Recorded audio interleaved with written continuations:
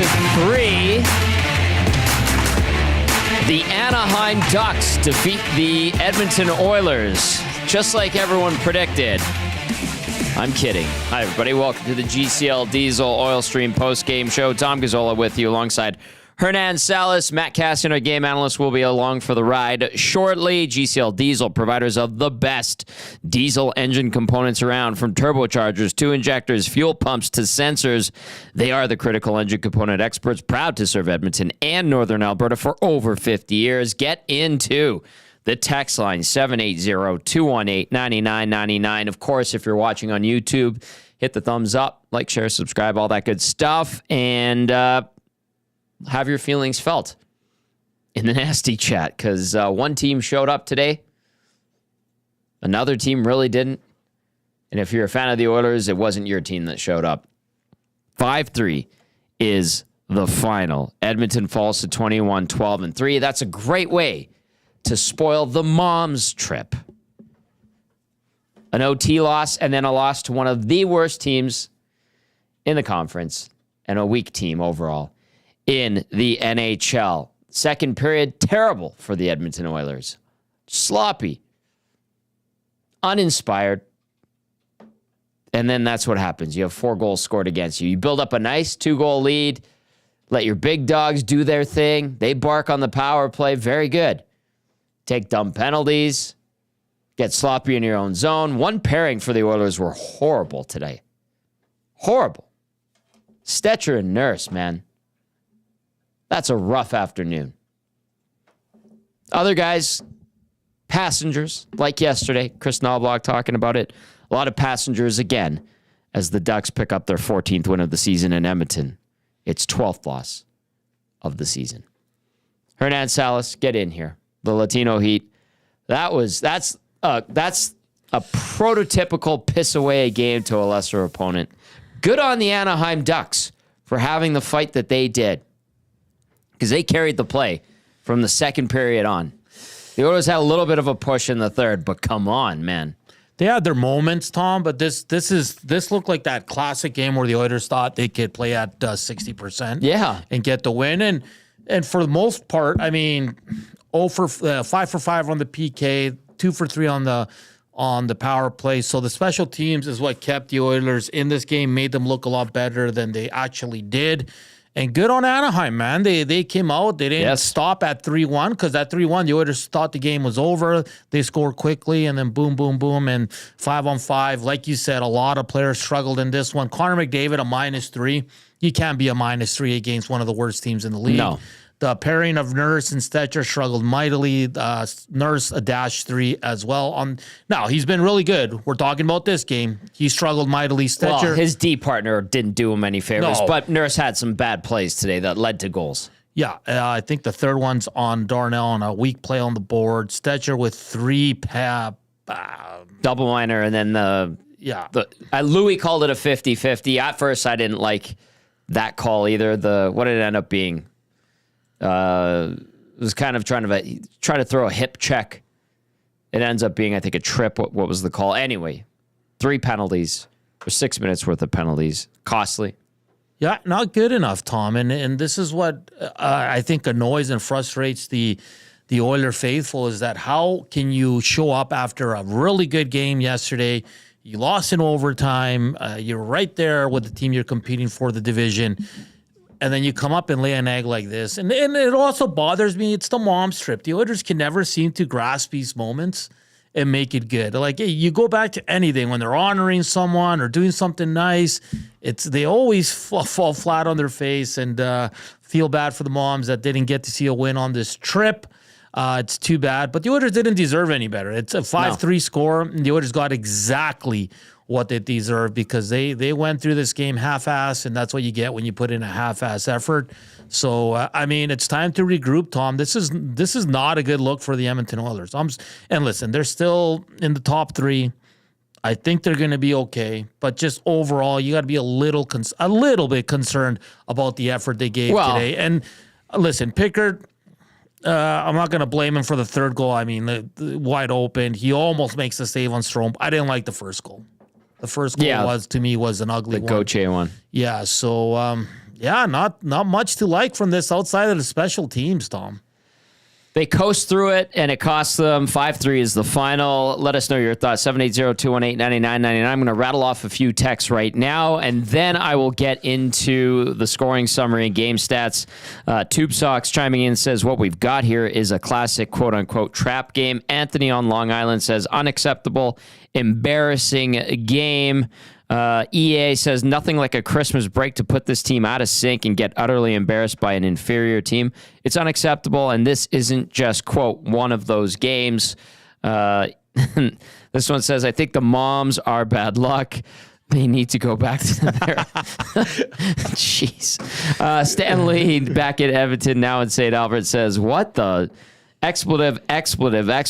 What a disaster. Just wow. Don't know where to even start. Good luck with the show, gents. They better win at the game I'm at. That's Stanley now in St. Albert. So just a little taste of what's to come from fans of this team after a dud of a performance overall against the Anaheim Ducks. 5-3 is your final. If you're listening on TuneIn, iHeartRadio, or EdmontonSportsTalk.com's audio player, text us 780-218-9999. Of course, if you're watching on YouTube, get into the nasty chat. Let's get into the scoring summary here. It was looking good. It was looking fine. Not good. Good would be incorrect to describe it. It was looking okay. Like that they were on their way to an acceptable win against a team you should win against. You've won 7 in a row against them, 10 of the last 11. You'd won 5 straight in Anaheim. Everything was kind of on track. Now, you weren't doing it in a way that was very convincing, but you didn't need that today. First period. Leon Draisaitl, first guy to 25 goals in the National Hockey League this season. He gets it on the power play from McDavid and Bouchard to make it 1-0 at 8:03. Nice goal. Classic McDavid to Draisaitl in his spot. He tucks it by and kind of through Lucas Dostal. Then it would be Evan Bouchard making it 2-0. So the Oilers did have a couple multi-goal leads in this, and they blew them. His 7th of the year at 11:49 from Victor Arvidsson and Connor Brown. Nice goal there from guys, some of the unusual suspects, if you will, although Arvidsson's been picking it up offensively since he's come back. That's good. And Bouchard, better performance than yesterday. 2-0 Edmonton, but before the period would be up, Cutter Gauthier, his 5th of the year from Lacombe at 13:52. He walks around Ty Emberson and then tucks it low on Calvin Pickard. You didn't like that goal because of what? The first one? Yeah, the Gauthier one that I was just describing. Yeah, I think that's one... I mean, most goalies would stop. I mean, listen, It happens. I'm not sitting here saying, oh, they lost because of Pickard. I'm just saying I did not like the goal. It's just a straight shot. He couldn't squeeze it and all that. I look at the other ones, deflection. I think it went off Nurse. I'm pretty sure. Yeah, it did. Yeah, and then the third one, I mean, it's a breakdown. The guy's right in front of the net all by himself. There's not many goaltenders that are going to stop that. And like you said, the fourth one is just... a little late there getting there, but still a valiant effort, Tommy. Well, let's get to those goals. Leon Draisaitl reestablishes the 3-1 or 2-goal lead, making it 3-1. His 26th of the year, 2nd of the night on the power play again from McDavid and Hyman at 9:10.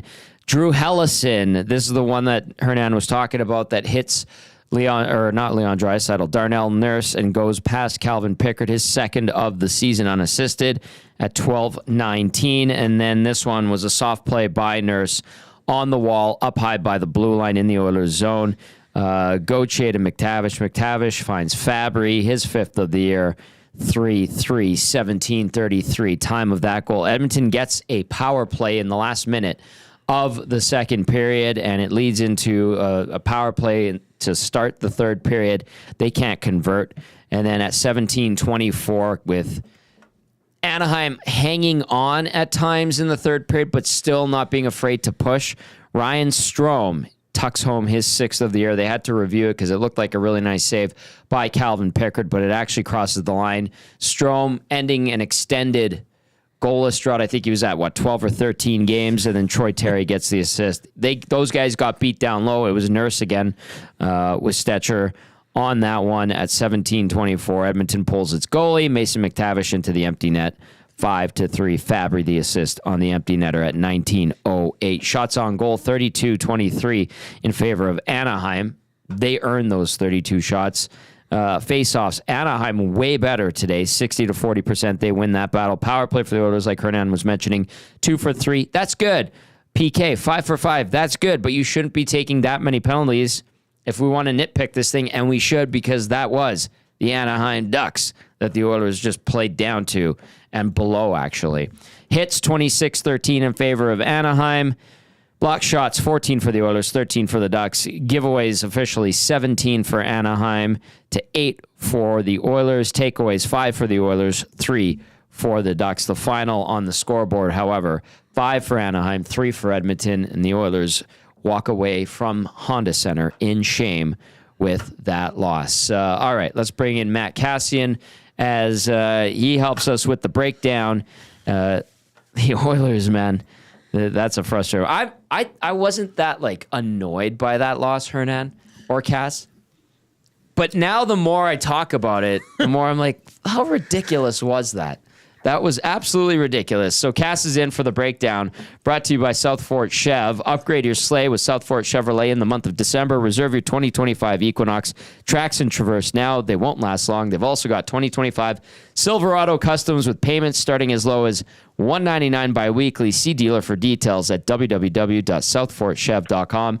Matt Kassian, tell me I'm not crazy for getting more and more annoyed as I break down and discuss that game. I think that's a very, very fair feeling. And I think the more we all talk here, the more annoyed we're going to get. Beginning to think that maybe too many cookies and too many brownies the moms bought, too much home baking. Maybe they brought from Christmas leftovers on the road. I don't know. Hopefully that's not the reason. But Tom, it was an uninspired effort today. Wasn't it even the stat, and I never read much into what they count as turnovers and giveaways and takeaways. Like those, they're so subjective to each individual building and the people that are taking. I don't read too much into that. Yes. But the fact that you had so many for Anaheim and Edmonton still couldn't capitalize and still couldn't really get that many high quality chances, because they didn't have that many high quality chances. Yeah, a few in the third and 1 or 2 in the first and second, but they were just asleep at the start of the game, first 3 quarters of it, and then couldn't get enough going in the third to finish it. I mean, Tom, they are so much better than this Anaheim team. You have every right to be frustrated. They just did not play like it today. And a couple big mistakes that cost you. I mean, well, we'll get to the turning point later. We'll get to the turning point. I'll share. I'm You're doing curious. The turning point today? No, well, I can if you want. I've got what absolutely. I think it is. Sweet. In my mind. Player of the game. You want to do the turning point? I don't have the liner for the turning point in front of me. I have it. Do you want me to rattle it off for you? Give me the liner, and then I'm going to give us the turning point. All right. I will give you the liner of the turning point of the game. Please text us 780-218-9999. The Oilers fall to the Ducks 5-3. There you go, Cass. 1 sec here. You're going to get the liner right away, and he's going to give us the turning point of the game. I have an opinion on what I think it's going to be, but it might be a little bit different than what you think it is. All right, Nat, so rattle off a few texts as I send this over to Cass right now. Yeah, no problem. This one says, EA, could this be one of those games that starts this team falling out of the playoff picture? I think no. That's a bit of an overreaction. Yeah, you shouldn't be happy. The effort wasn't good enough against a team that's at the bottom. It wasn't good enough, but I don't think we should get there just yet. Let's see here. Coach Mike didn't get to watch much of the game, but from the little I saw, it was an awful performance. You are not wrong. This one from Jodes in Bonnyville. What an ugly game. Can someone tell me honestly what Troy Stecher brings to this team? 3 horrid penalty. He definitely needs to sit next game. Well, Jodes, there's really no one else up here right now with the team. That's true. Stecher's going to continue to play. He had 8 minutes in penalties. He took 3, including the double minor. So, Jodes, I get your frustration. Dirty Curdy, this team is notorious after breaks where they feel all fat on their praise and power rankings, and Tom kind of alluded to that. And maybe, the moms maybe spoiled them too much. They're getting that motherly love. This is a chance to spoil the moms. They're having a good time. They're sipping on mimosas and some bubbly. They're in Anaheim and spending time in LA. Treat them. Treat them. They can never. It's just, I feel bad for the moms. It's not their fault. I know they're having a good time. Their boys. They let them down. But like, pick up a win for your mothers, boys. Jeez. Unbelievable. All right, Cass. Not even just pick up a win, but play a game here. Play a game here. All right. Let's do it. The turning point of the game presented by Advantage Sports Medicine and Physiotherapy. At Advantage Sport Medicine and Physiotherapy, we treat you like the pros. Our multidisciplinary team includes sports medicine physicians, along with highly skilled physiotherapists, strength and conditioning coaches, and massage therapists. Whether you're recovering from an injury or looking to enhance performance, we treat you like a pro, using the same locker room approach trusted by the best in the game. Nicely done, Cass. The turning point of the game. Yeah. Managed sports medicine and physiotherapy. Okay, there's probably going to be some disagreement. That's why I wanted to jump into this. Okay. My turning point, and that's why I want your guys' opinion too. My turning point to this game is Emberson getting walked by Cutter Gauthier on goal number 1. Ooh. So they're giving up that first goal of the game for Edmonton. You have a 2-0 lead. You get the next one, game's over. Anaheim's going to shut it down. Emberson gets absolutely walked in the zone, blows a play. I don't know what he was doing in terms of opening up, gets caught moving his feet, pivoting towards the outside of the ice. You end up giving that first goal up and cuts the 2-goal lead in half, and all of a sudden Anaheim's in the game. Now you get the power play goal, but really from that point on, I felt like Anaheim felt they had a chance in the game, like they felt they were in it. You basically gave them some life in that. So for me, that's the Advantage sports medicine and physiotherapy turning point of the game. Again, you guys might disagree, and I want to hear what you think it was and why. Okay, I'm not against that one. I had the Hellison goal as what I was going to earmark for the turning point of the game because of the same reason, though, Cass. It kept the hope and the belief alive for the Ducks. And you get one past the Oilers, you could look at it and go, you expect to at least score a goal or two every game, and especially this Ducks team that barely gets over 2 every night. But that second one, to me, it's like, okay, we're in this, and all they have, if you're the Ducks and you're looking at it at that point, is McDavid and Draisaitl in the power play was all that was humming. But if it truly was the spark, that first one by Cutter Gauthier walking around Ty Emberson, and I agree, because I think the rationale is exactly the same. They still had life because of that. I agree. I like both. Both were key goals, like Cass and Tommy, you guys are alluding to, because if those don't happen, the Oilers get the next one. I look to also McDavid's kind of partial breakaway at 3-1. And then, he doesn't finish it. And then they come right back, and the second goal you're alluding to. Right? So it's very, very interesting, but I think both are good. Let us know on the inbox, 780-218-9999, or on the nasty chat, what's your turning point of the game? Can I read you guys something from the great Reed Wilkins? I want to get your thoughts. Yes. Okay, so he tweeted out, he says he thinks we're seeing the Oilers don't have a true second line. 97 and 29 get put together, and no one has really stepped in as the 5th and 6th forwards. Arvidsson maybe is coming on. Jeff Skinner was scratched today. Podkolzin works hard, but isn't a top 6-point producer. Is Reed on to something here where the Oilers are still fighting to find that second line once they go nuclear and put 97 and 29 together? Thoughts, boys? Go ahead, Cass, if you want. Yeah, it's an interesting question and a good question. I think a good conversation starter. Yep. Well, I would have to agree in saying, just like on any team, though, like you take your 2 best players and you put them on the best line, your depth is going to suffer a little bit. Now, what they haven't had is they haven't had players on that second line that should be capable of being a good second line, that have stepped up in those situations to do it. And he throws in, listen, guys, I mean, and the part where I kind of disagree with this, so I'm going to agree on one hand, and that's why it's a great conversation starter, and I'm going to disagree on the other. So I just agreed on the one hand, when they do go McDavid, Draisaitl, that second line has not done what they need to do. So I agree in that sense. But where I disagree is the only time that they have to do that is when they're not generating any offense from Draisaitl being on the second line. And they had maybe a couple of looks in that second line, but McDavid didn't have a ton earlier on. And as a whole, the team was really flat. So you move to that. Knoblauch moves to that when the team is really flat. So it doesn't mean that you don't necessarily have a second line. Right. It just means that there's been too many moments when you've had to go to the nuclear option because the rest of the team hasn't been pulling weight. Your third line, and they were okay at moments tonight. Like Henrique was okay at moments tonight. They weren't horrible, but they still weren't able to put the puck in the net enough and generate enough offense and generate enough opportunity that you didn't allow the coaching staff to have to move to the nuclear option. So, I agree with Reed because I think it's a true statement that or a true concern that when they go to the nuclear option, the rest of the lineup hasn't done enough. Yep. But the deeper question to me is why have you had to keep going to the nuclear option at times? Because with all that being said, instinct, right? Right. Every with all that being said, is guilty of it that the Oilers have had in the McDavid era. Well, it's too tantalizing. Yeah. It's bourbon maple glazed bacon. Like it's sweet and savory and delicious and wonderful.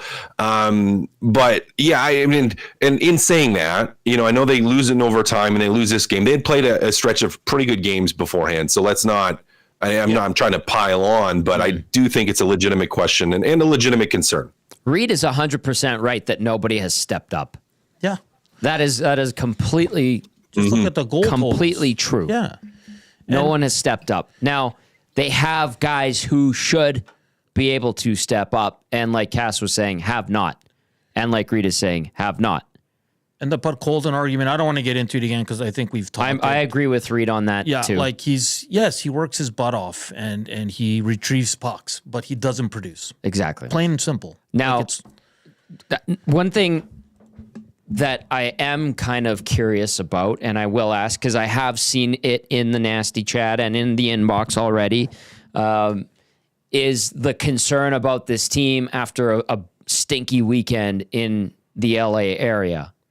Because I do this team has been playing very good. It has not every win is pretty, but it has been successful. It's managed to win games different ways.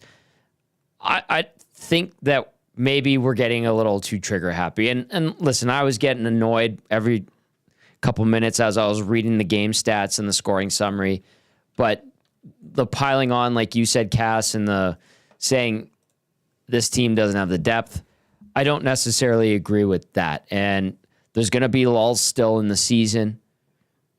But I think that by the end of the weekend, if we're talking about a win over Utah, a win over the Ducks on Friday, and then a win over Seattle on Saturday, we forget about this even happening today. Honestly. Yeah, a little bit. I think one of the ththings, Tom, and maybe that's where it's frustrating and disappointing, is they were playing well and they had such momentum carrying into the break. And you had asked me before the break, you're like, hey, is it a concern that they're having this break? Like, is that going to basically crush the momentum? And I didn't think it was. I'm like, well, you're coming up against LA. You should be able to get up for that game. It's a big one where you can solidify second place. You can, 4-point game, and you end up giving up a point in it. Ultimately, and you don't play a great game, and then you don't play a great game today. So it ended up being an absolute momentum killer. But I agree with you. I don't, and maybe it sounds like we're piling on, and that's just because I'm annoyed because they should have played better and should have won this game. But they have been still doing some good things pre-break. Let's not jump off the bandwagon and panic. 780-218-9999. Get into the inbox and the nasty chat if you're watching on YouTube. Go ahead, Hernan. I just, another great, Dustin Nielsen chimes in on the nasty chat. And he's asking, boys, any concerned that the Oilers have only 14 regulation wins in 35 games? That's kind of creeping into like Boston territory where they had, 15 OTLs last season and kind of hung around and were kind of pretenders in the Eastern Conference. Although the Oilers are winning games in overtime for the most part. Not yet. I would say not yet. Kass? Yeah, not yet. Not yet. It's something that I'm like, it should be on the radar that they have that. And that, to me, part of that has been, I don't think they've done a good enough job closing out some of those teams and winning games in regulation. And so I think it's again, like a legitimate concern or legitimate thing to be aware of, but not something to panic about or freak out about yet. But, But yeah, good question, Dusty. Ooh, good like question. I like it. All right, let's get to some more text here. The Oilers fall 5-3 to the Anaheim Ducks. I'm laughing saying it, but it happened. 4 unanswered by the Ducks in the second and the third. Bad Andy says, boys, that's an awful effort and reminded me of the Ducks' domination of the Oil during the 2003 to 2006 era. Awful, adds Bad Andy. Brandon from Windsor texts and says, happy holidays, boys. Not sure what to say about that one. Sad, embarrassing effort. Snatched defeat out of the jaws of victory. Better win on New Year's Eve. Bad Billy says, whoa. Hey, Tommy, Hernan, and Kass, this was a crappy road trip. Lots not to like about it. Pickard made some nice saves, but the first and the wraparound took him long to get over are unacceptable. That said, the D was not good at all today. The 2 lines in the bottom 6 took turns on stinking. 4th was terrible today, and the 3rd terrible and not much better today.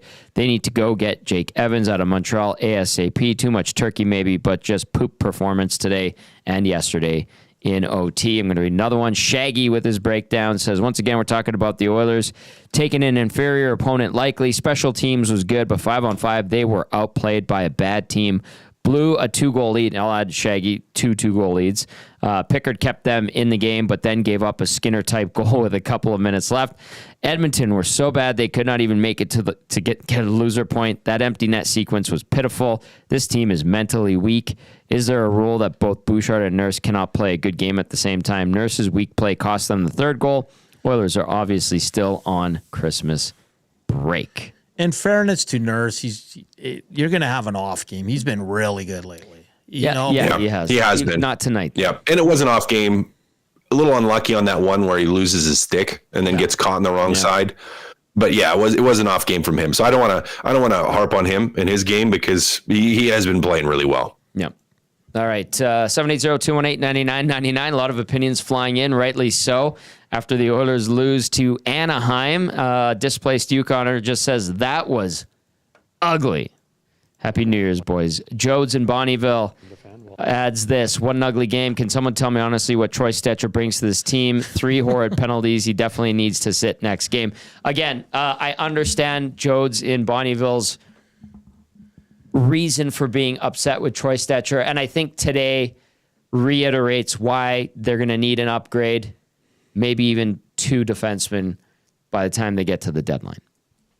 Because Stecher, and then Kass, like you alluded to on the turning point of the game, Emberson gets walked, Gauthier goes in, tucks it past Pickard, and all of a sudden the Ducks think they have life, and sure enough, they were right. Hernan, what do you got? Yeah, so this was sent to me by Brian Swain, our stats guru. Yes. Last 3 losses for the Oilers. Florida, they led 4-2, get outscored 4-1 over the final 30-26. LA lead 3-2, get outscored 2-0 over final 31-20.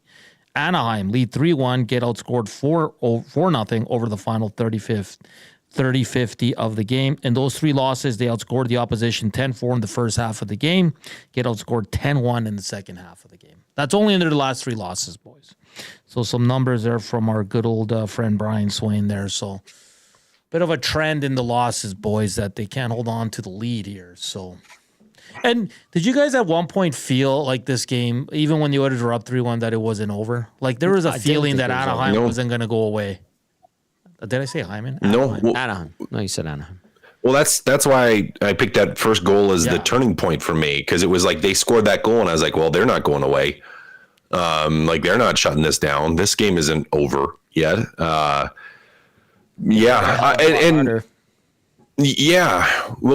think even to Dusty's comment or question about not enough wins in regulation and speaking to their ability to really close out teams. Again, they've been playing much better hockey recently, but they just haven't had, for the most part, that killer instinct late in games where they've been lights out in the second period, third period. And that's like the other team knew that there was no chance. Like they're allowing teams to hang around enough that, the other teams are applying pressure and making a push, and they've found ways, the other teams, whoever they're playing, to get back into the game. And we saw that from Anaheim tonight.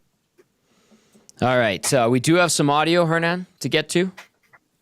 Yes, we have Leon Draisaitl and the head coach. All right, let's get to Leon Draisaitl and Kris Knoblauch and hear what they have to say as they explain themselves after a 5-3 loss to the Anaheim Ducks. I don't know how else to describe it.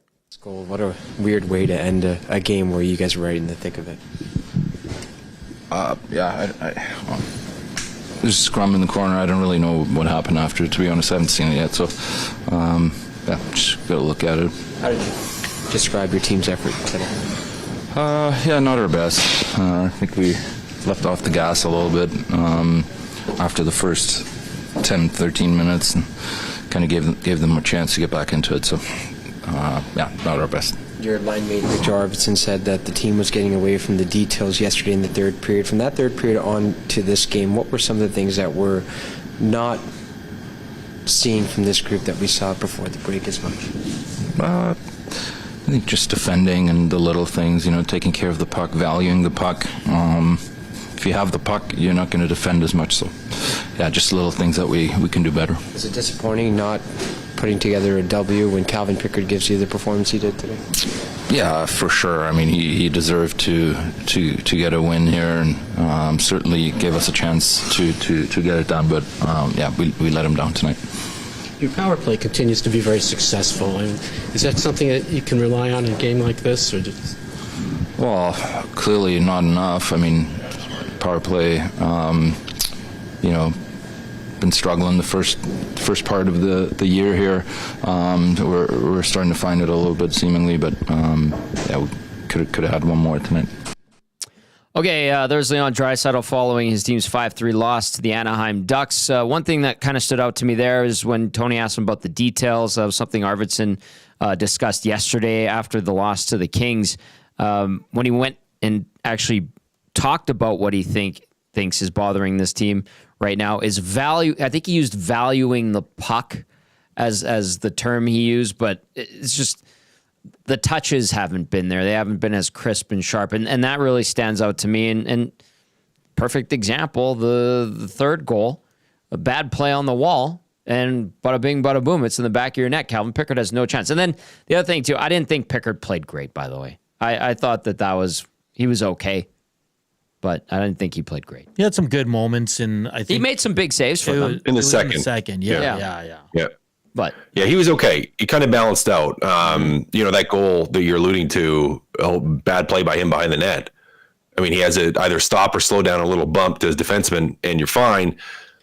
Kind of pushes the puck to keep it going, and then you get into trouble because of it, because no one was there, no one was ready. But yeah, is the details, and I actually don't mind that phrase by Leon in terms of valuing the puck. But basically, what that means, in my opinion, is like not just giving it away for free.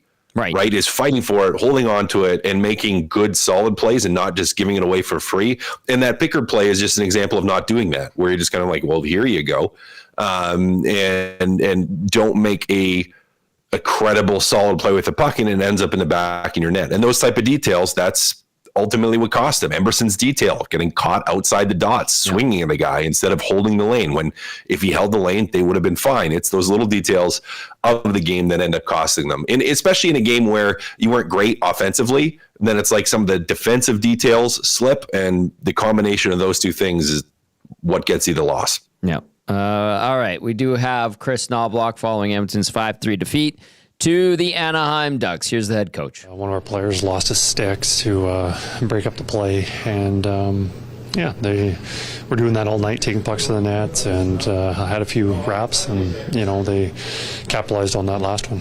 Yesterday, Victor Arvidsson said that the team left its foot off its gas pedal in the third period. Today, Leon said that was the same case after the first 15 to 16 minutes of the game. Is that what you saw?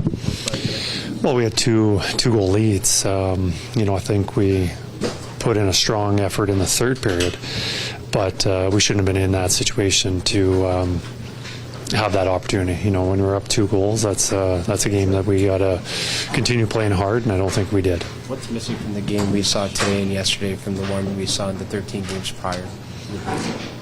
I think just a little bit of everything. I think puck management, turn the pucks over. I think that had a lot to do with it. And the more you turn the puck over, the less you have your opportunities to score. But more importantly, you're defending a lot more and defending in vulnerable situations. How about Calvin Pickard's night? I thought he played really well. Anytime a goalie lets in 4, you're thinking, it was just okay if that. But, the quality of opportunities we gave them, especially on the power play, came up with some really big saves. So Calvin, I thought he had a good game. Jumping in late, tough decisions to make, but with back-to-backs, make one change. What's kind of the mindset as you get set to, change up the lines and put Derek Ryan, especially on his birthday, and the move that you eventually made? Well, Derek's been playing really well for us, and before Christmas, we trust him in a lot of situations. We had a lead late in the game, and he's on the ice, so that's kind of the role he has, and we trust him, and he comes out, even though after playing well, we don't want him out of the lineup too long, and somebody had to come out, and I think a lot of the guys have been playing well. In this game, was it probably too much giving the Ducks too many opportunities in your zone? Yeah, I think so. I think not putting them in a position to defend as much as we'd like to tonight, and if you're not making the other team defend, well, that's put you in the situation to defend, and you do it long enough, they're going to capitalize, and they did. All right, there's Kris Knoblauch talking about the details again and a couple of things in their own zone, and then emphasizing the 2 blown 2-goal leads. Twitter Mary, I was laughing at Mary's text in. She says, "Oh, don't blame the freaking holiday baked treats from the moms again. Oh, hell no. Y'all are really shooting yourselves in the foot if you want some more treats, by the way. Don't blame the baked goods. Blame the stupid giveaways and bad passing." Mary's baked goods are delicious. I'm just going to say this. Mary, we're being facetious when Yes. we blame the baked goods. Yes. It's not the baked goods. It's Yes. not. I mean, we are joking and having a good time. Please don't stop baking, and feel free to deliver some of those to Edmonton Sports Talk. We love baked goods. They're absolutely fantastic. Let's go to Cal in the Park. Says, every coach does it. Get down. Nuclear option. Play bad. Nuclear option. Have a brain synapse that connects. Nuclear option.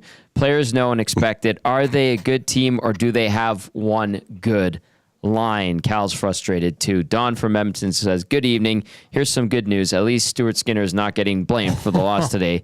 Don from Edmonton. Don's right. She's right. It would have been, once again, the Oilers get a goal lead. How many of those goals did we look at each other today in studio and go, if Stu let that in? If Stu let that first one in, he'd be getting torched. Oh, people would have been losing it. Yeah. Yeah. So absolutely. All right, get those texts in 780-218-9999. Edmonton falls 5-3 to Anaheim, ends up 0-1-1 on this 2-game California trip. They're back in action against the Utah Hockey Club on New Year's Eve, Tuesday night. We're on the air at 6 o'clock. Library Pat was asking if we're back to regular programming this week. The answer is yes, except for Wednesday, New Year's Day. We'll have the pregame show for you at 6. And then they take on the Ducks again at home on Friday, and then it's off to Seattle to kick off a 4-game road trip. Couple more texts here before we get to Kass's thoughts looking ahead to that game against Utah HC. I hate that name so much. the Utes. Yeah, anyway, Dirty Curdy Texan says, let's not forget they probably should have lost in regulation to both the Sharks and the Bruins and stole those games last minute. This funk started before the break.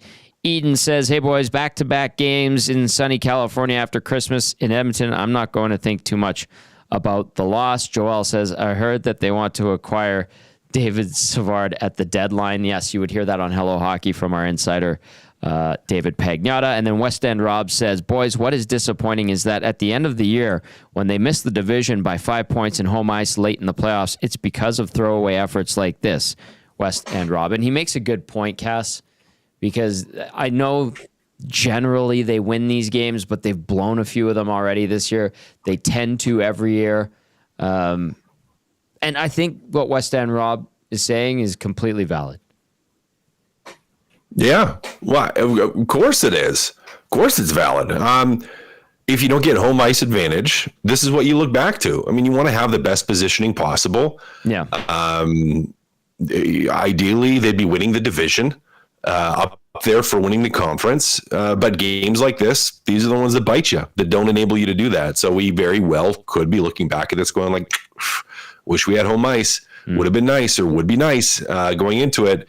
Should have closed out some of those games where we let them slip away. 2-2 goal leads, you let this one slip away. Yep. The other one that really stings, I think, if you're an Oilers fan, was the one on November 18th against the Habs, where they lost 3-0 in Montreal. That was a stinker of a performance. And then the 6-1 Columbus loss, I think, is the other one. Those are the other two that really stand out right now alongside this one.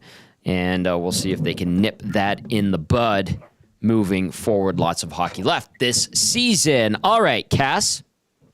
You get Utah HC on Tuesday. You played mediocre at best this weekend in small doses, and you only pick up a point out of a possible 4. How does this team regroup for that game on New Year's Eve and make sure it doesn't allow something like this to happen again? Yeah, well, it's like another mini break in some ways, right? You're looking forward to New Year's and celebrating and all that. And you can't look past the game. Going to be pretty important not to let that happen. You're at home. You can have a couple days before you play again against the Ducks. Utah's been playing some pretty good hockey right now. 6-2-2 in their last 10. They're making a push. Probably still not a wild card team, but a good young team that plays aggressively and has some skill for a young team that is. We're probably going to see a lot of. I think they're going to be a really good team over the next couple of years, and we're seeing them blossom a little bit. So how do you refocus? Well, you gotta cut down on the sluggishness, which has been now 4 games probably where they've been, well, not that they were too sluggish out of the gate today, but haven't had fantastic starts, haven't had complete games. And more than that, iron out those details that Arvidsson talked about, that Draisaitl talked about, that Knoblauch talked about. Get some of that crap out of your game because it's hurt you. It's hurt you a couple games in a row now against LA and then today against Anaheim. So got to get that out, get back to playing a game where you don't have to go to the nuclear option. You can split your lines up and play a complete game with 4 lines instead of 1. Cass, who do you got? Canada, Germany today. That's starting in about 15, 20 minutes here. Oh, I sure hope Canada after that debacle yesterday. Boy, that was something, wasn't it? You know, when we want to talk about being Nancy negative and being annoyed at a hockey game, there's a whole we could spend another 30 minutes, 40 minutes talking or more about that Latvia game. But you know what? I got to go back to Canada. Bounce back game.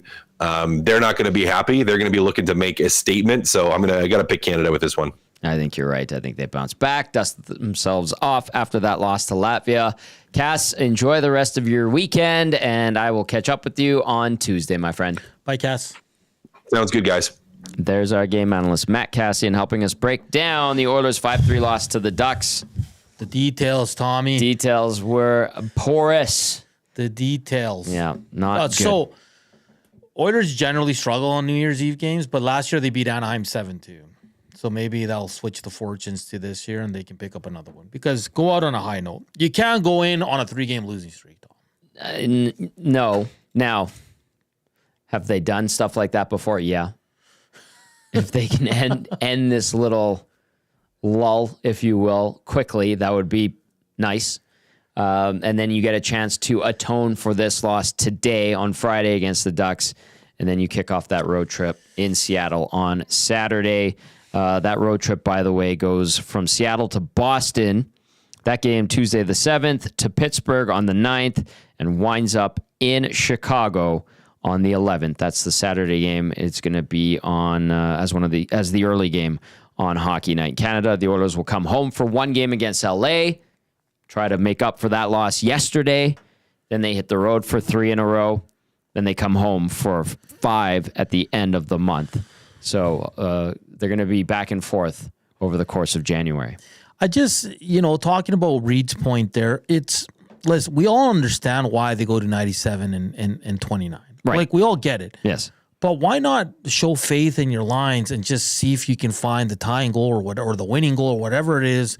Because every time you do this, Tom, the other team says, shut down that line and we're probably pretty good. Yeah. Because you're not going to get much from the other lines, Tom. You might at times, and the Oilers have been able to score when those two guys are together, but it's not consistent. So it's such a good point because Colton doesn't produce a lot. Nuge is not producing. He's not. No, not really. Arvidsson's been out. He missed, 15 games. His production's not where you wanted. Hyman's was on a heater heading into the break. Well, he's got a point streak going still. But I just feel like, and you made a great point. Every coach has done this, but why not just keep going? McDavid, Draisaitl, your third line. McDavid, Draisaitl, your third line. Because then you have more consistent pressure. You have more consistency. Yeah. Instead of the top pairing of the other team and their top line that wants to shut down the McDavid line, saying, guys, we survived 5-on-5 against these guys. We're probably pretty good in the third period. And if Anaheim can do it and can say that, that's not a good sign. But again, these guys should be able to put together 2 solid lines with each guy, McDavid and Draisaitl, driving their own. Shorten the bench in the third period if you're chasing a game. Sure, but go down to 2.5 lines. You keep going to the same, and everybody knows it's coming, Tom. Everybody knows it's coming, and it works a lot of the times. There's a reason why you go. But sometimes, how about just sticking with the lines, man? You play the whole game pretty much, the first 45, 50 minutes with it, and then you make the switch. Just stick with it, man. Maybe it speaks to the pressure on this coaching staff, management team. That could be part of it. Because a lot of good, experienced coaches that had been in the league long went to that option, as well as the guys like Knoblauch, like Woodcroft, who were first-time head coaches in the NHL. And I just feel like you have, and I just said they're not producing. No, but you have more. I find the lines top 6 right now are fine. I'd find a way to get Skinner in there somehow. Eventually, but I mean, you have options where in years past, Tom, the reason why you went with the 2 big guns is because you had no depth. You didn't. That's right. But now you do, and yes, some guys are struggling to score and all that, but just stick with it. It didn't work yesterday. Well, kind of. Well, whatever. It didn't work today. So I'd just like to see him stop going to that all the time when you're down or you need a goal and all that. I understand.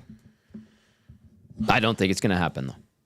No, it's wishful thinking. It is. All right, let's get to the Damon Bunting Remax Elite Player of the Game. Damon Bunting, consistent top-producing realtor in Greater Edmonton and among Western Canadian Remax realtors.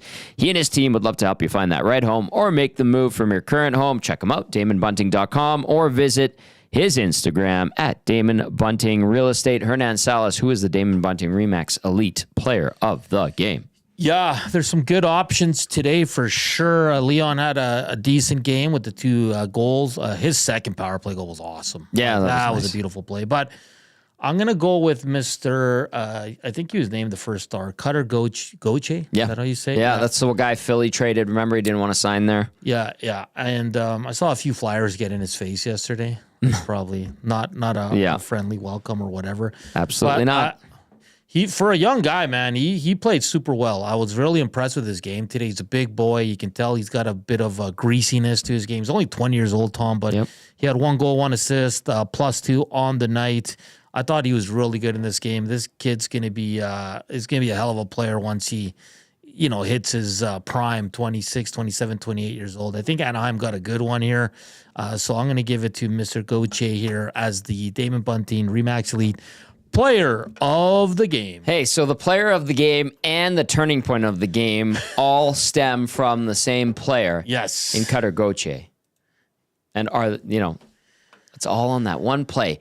And it was Emberson getting burned, making a bad read, and then Goche tucking one underneath Calvin Pickard. All right, we have a few more minutes to go here. Let's get to some more texts.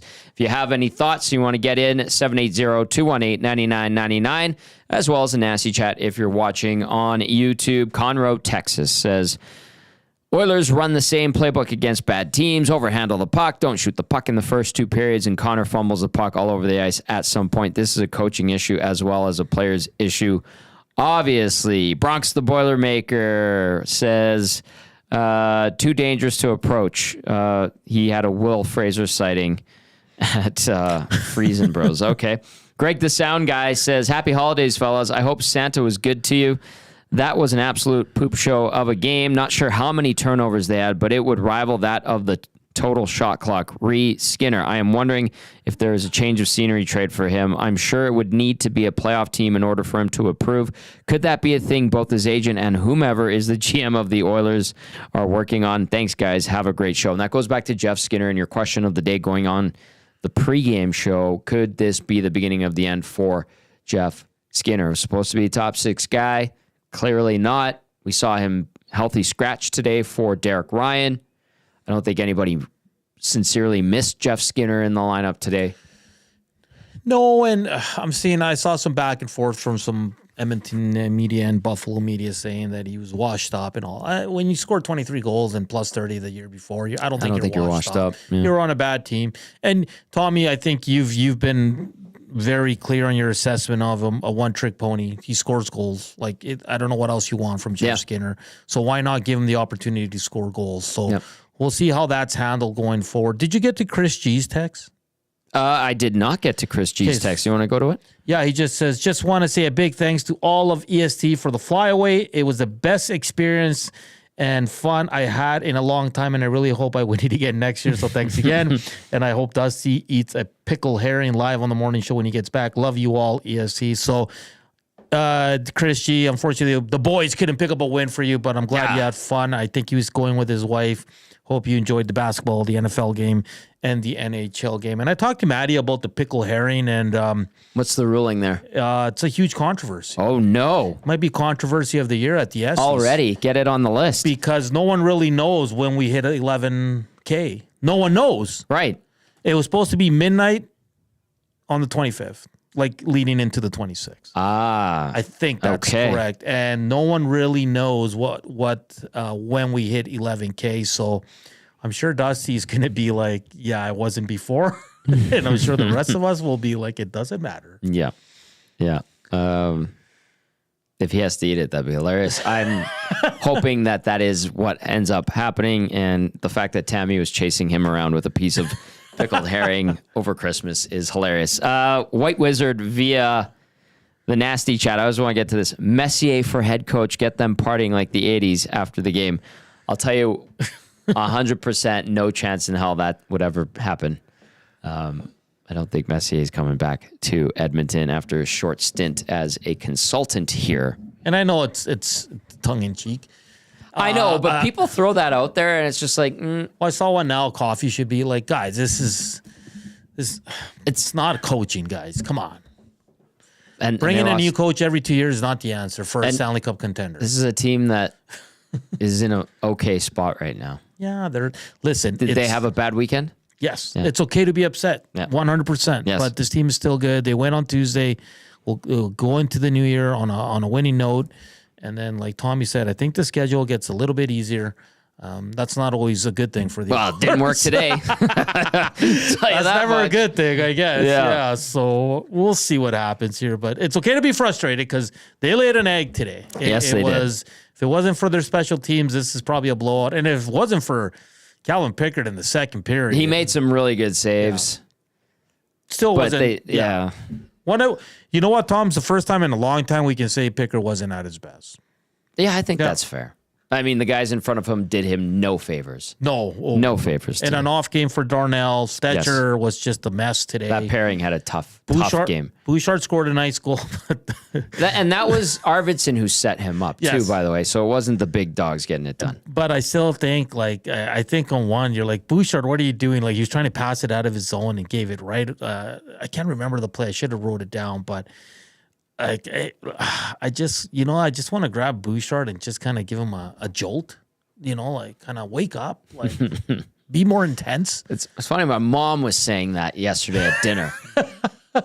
Give him one of these, the exact wake same up. Thing. When you get a slap in the back of the head from your dad when you're being a little, wake up, Eva G in her Eva G voice. What is wrong with Bouchard? Why can't he wake up?